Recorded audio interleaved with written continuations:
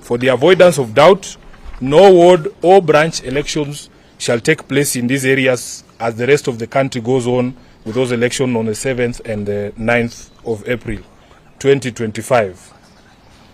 Then the county elections coordinators for Nairobi, all of them, the chair of the coordinators in Migori and some of the coordinators from Siaya counties are to be replaced with immediate effect. New coordinators shall be announced to take up those slots by the National Elections Coordinating Committee prior to the 7th of April 2025. In addition, the party Central Committee this morning confirmed receipt of the resignation of the Honorable Abdisalan, who was until today our National Organizing Secretary, following his nomination for the position of PS. We offer him our best wishes as he goes for vetting this Friday and in his new role, should he get it.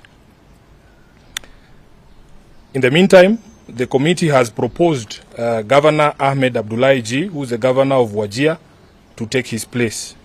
Finally, the party takes strong exception to recent unfounded allegations made by some Azimio La Umoja leaders of alleged interference by ODM in the ongoing process of reconstituting the IEBC. For the record, this process is being conducted in full accordance with the NADCO report. It is also common knowledge that NADCO was chaired by none other than the Honorable Kalonzo Musyoka, the leader of the Wiper Party. Kenyans are fully aware that the inordinate delay in commencing this exercise was due to the failure to resolve the nomination of the Wiper representative to the selection panel.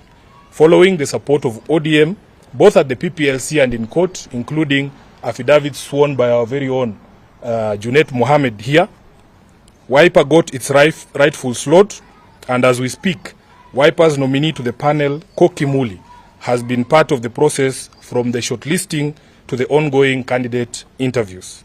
In fact, one of the candidates who've been shortlisted as a member of the commission is Honorable Musyoka's advisor, and this is fully within the candidate's constitutional right. Further, the law grants the selection panel the authority to determine its own procedures, granting it operational autonomy in executing its mandate. The panel should be allowed to independently execute its mandate without political interference or indeed any other interference.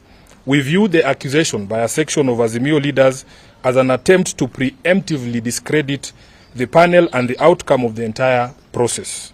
Kenyans have waited a very long time to have an electoral commission in place, and we will not countenance any attempts to derail or delay that process. That is the end of the statement, and I thank you for coming as always. If there are questions, we will take them. If not, we will supply you with copies of the statement as we have read it.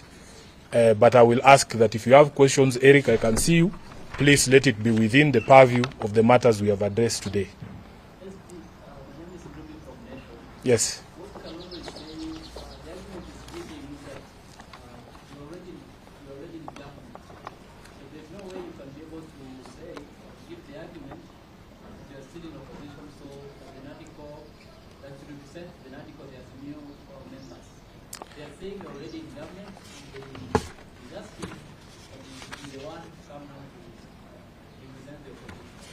I think Honorable Kalonzo Musyoka is a senior counsel, is a seasoned lawyer, and he understands the import of being together in government or being in the opposition.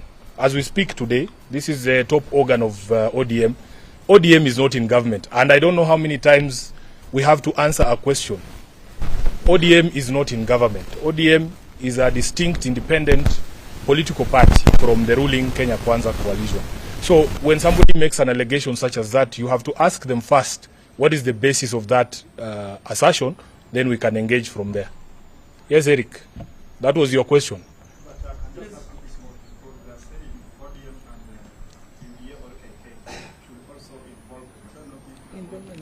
But Eric, we have stated in our statement that the selection panel.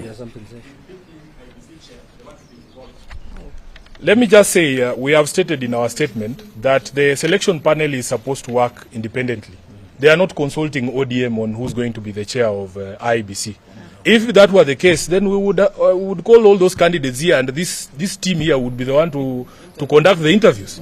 But ODM is not the panel. The right chairman for ODM has not applied. Yeah, I mean, so if we were consulted, I would probably find a very good chairman for. But that is not my job. It's a job of the panel. Yes. ODM is always talking of free and fair election. Please introduce yourself. My name is Ibrahim From? ABC. Yes. Yeah. Most of the time, political parties are asking for the free and fair election. Now, when all the parties are demanding for the individual representing IDC, are we going to start for a free and fair election? That is why we set up a law that sets up an independent panel, because at the end of the day, Kenya has almost 100 registered political parties. Yeah, so that if you remember the process of how we arrived here, there was an ADCO process which Kalonzo and Honorable Ichung'wah chaired. We agreed on the representation on that panel. We agreed that there would be representation from the minority side in the House, two, and then two from the majority side. We have a representative from the Law Society of Kenya. We have a representative of ISPAC, the body governing accountants. Then we have a representative from the political parties liaison committee. And in fact, there is one who's supposed to represent non-parliamentary political parties. They are there. And then representatives of the religious community. That is a broad representation of the society in Kenya. It cannot be up to the political players alone. So for me, really, for anyone else to demand that they need to be consulted, yet they have representation on that body, is to be disingenuous.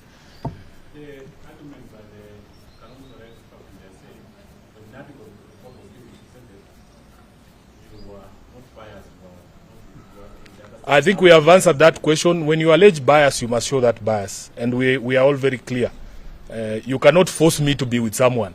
ODM is a very bold party. The day that you decide to go with someone, you will do it. But they cannot just force us to be in places where we are not. I will take the last question. Yes. My name is Romano from West TV. As ODM, from where you sit, are you confident with the whole process as it's going on by the selection panel? We are confident that the men and women who are selected to represent the various organizations, including the minority party, which ODM is part of, will do the best in the interest of the country and in accordance with their oath of office.